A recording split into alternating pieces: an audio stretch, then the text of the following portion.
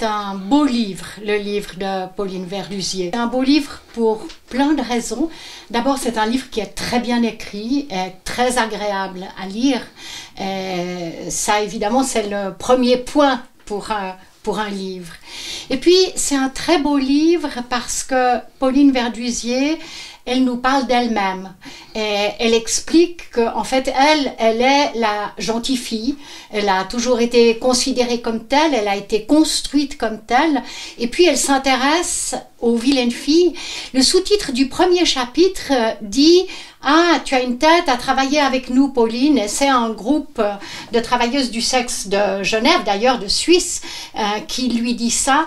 Et d'entrée dans le livre, ça met l'autrice, la journaliste, exactement au même niveau que les travailleuses du sexe. Et ça donne quelque chose de très très beau au sexe, au livre, au sexe aussi, et au livre.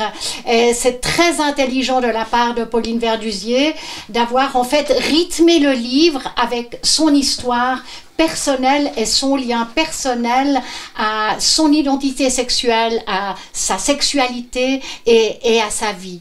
En fait, je crois qu'on est toutes des vilaines filles, peut-être on l'avoue plus ou moins. En fait, les vilaines filles dont elle parle ici, c'est celles qu'en général, on considère comme non respectables. C'est-à-dire, c'est celles qui font métier de leur sexe.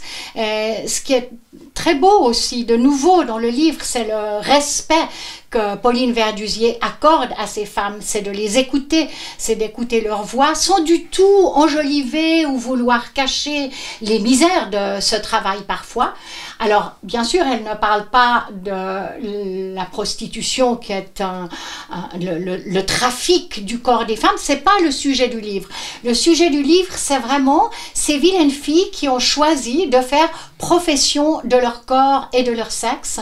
Et le but du livre est d'écouter ce qu'elles ont à dire avec respect. Les choses magnifiques du livre, c'est cette horizontalisation entre sa vie sexuelle à elle, y compris à un moment donné, elle parle d'elle à la fin d'un chapitre où elle parle de clientes du sexe, parce qu'elle parle bien sûr des travailleuses, c'est l'essentiel du livre, mais elle parle aussi des clientes, et elle, comme journaliste, arrive en fait à être raccord avec toutes les femmes, d'une certaine manière. Elle est non prescriptrice. C'est un livre qui n'est pas prescripteur.